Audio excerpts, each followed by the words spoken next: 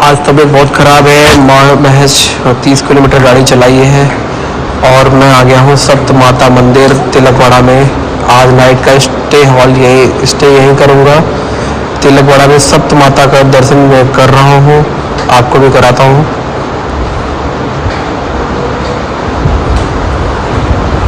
सप्त माता के दर्शन करने के बाद साईं बाबा के दर्शन करने के बाद मैं आ रहा हूँ महादेव जी के दर्शन करने के लिए।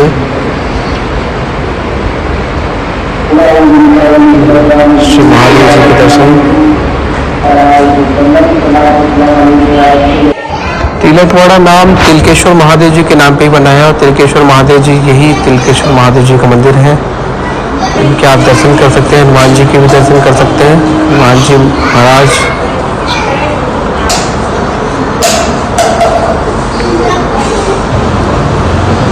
माँ नर्मदा जी के दर्शन करने के लिए मैं तिलकवाड़ा में आया और माँ नर्मदा जी के दर्शन बहुत ही अलौकिक हुए। रात में रुक गए थे तिलकवाड़ा में और तिलकवाड़ा तिलकेश्वर महादेव जी के नाम पर बना हुआ है। तिलकेश्वर महादेव एक ऐसा मंदिर है जो नर्मदा जी के न दक्षिण में पड़ता है न उत्तर में पड़ता है बल्कि सामने पड़ता है। कहते हैं यहाँ पर पहली बात तो तिलकेश्वर जो महादेव है उनका जो नाम है वो हमेशा चेंज होते रहता है, क्योंकि जो राजा थे यहाँ के पहले राजा थे उन्होंने भगवान को बोला था कि आप ही मेरे राजा हो और मैं आपका सेवक हूँ। तब से जब भी वो राजा की डेथ होती है तो तिलकेश्वर महादेव जी का नाम बदल करके उस राजा के नाम पे हो जाता था। तो लास्ट जो राजा थे वो थे तिलकेश्वर महाराज यहाँ के, जिनके नाम पर तिलकेश्वर कर दिया गया। सातवीं पीढ़ी थी इनकी और सातवीं पीढ़ी के बाद इसका नाम तिलकेश्वर हुआ। तो तिलकेश्वर के नाम पे यहाँ पर पूरा तिलकवाड़ा नाम घोषित हो गया। तो अब इस क्षेत्र का पूरा नाम तिलकवाड़ा है और महादेव जी का नाम बदलकर तिलकेश्वर महादेव हो चुका है। और तिलकेश्वर महादेव जी के दर्शन करने स्वयं नर्मदा माँ आती है।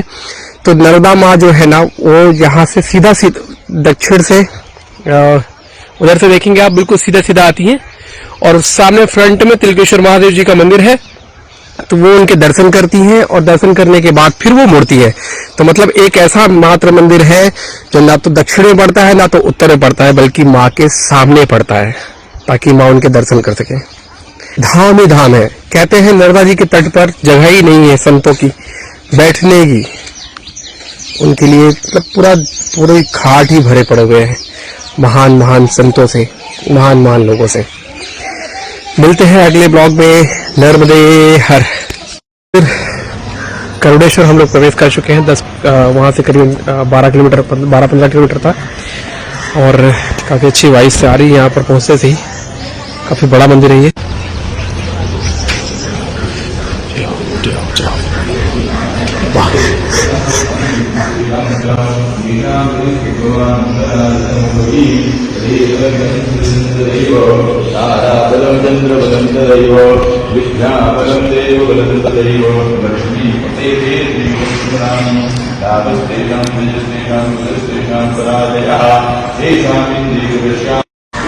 नर्मदा नदी के किनारे से दत्त मंदिर में हम लोगों ने दर्शन कर लिए हैं। दत्त मंदिर बहुत ही खूबसूरत मंदिर, इतना प्यारा मंदिर, इतनी प्यारी मूर्ति थी भगवान की तो देख के मेरा दिल बिल्कुल प्रसन्न हो गया। अब मैं सोच रहा हूँ मैं नर्मदा मैया के दर्शन कर लेता हूँ ठीक सामने। पहले माँ के दर्शन कर लेते हैं फिर गुरुदेव जी के दर्शन कर लेंगे। हाँ, बारिश से कितना अच्छा लगता होगा भाई जब ऊपर से पानी आता होगा। करुणेश्वर से निकल के जैसे हम लोग आगे बढ़े, गाड़ी में कुछ खराबी आ गई थी। हमने बनवाया भैया के पास, भैया ने पूरी गाड़ी अच्छे से बना दी और भैया ने पैसे लेने से ही मना कर दिया। ये सेवा भाव भाई नर्मदा परिक्रमा वासियों के लिए बहुत ज़्यादा कीमती है।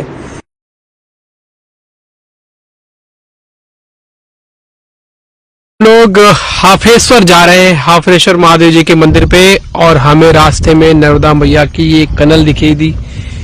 कितनी खूबसूरत नर्मदा मैया की ये कनल है, कितना साफ स्वच्छ निर्मल।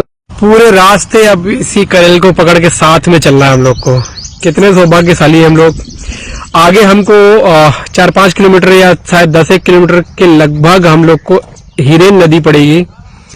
तो हिरेन नदी को क्रॉस करके हम लोग नर्मदा जी के इस तट पर आ जाएंगे, उत्तरी तट पर मतलब रहेंगे, लेकिन क्रॉस करेंगे हिरन नदी के थ्रू।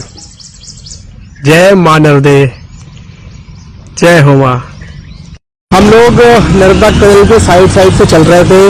मैंने गूगल मैप चेक किया तो ये नदी बहुत जो कनाल है ये बहुत आगे तक जा रही थी और हमारे किलोमीटर बढ़ते जा रहे थे। इसलिए मैंने जगह जगह पूछा, कुछ लोग हमें बता नहीं सके, लेकिन एक अंकल समझदार थे, हमने उनसे पूछा तो उन्होंने हमें पूरा प्रॉपर तरीके से बताया कि एक कनाल है, ये मानव निर्मित कनाल है, यहाँ पहले पानी नहीं था, इस कनाल को बनाया गया है, इसलिए आप इसे क्रॉस कर सकते हो।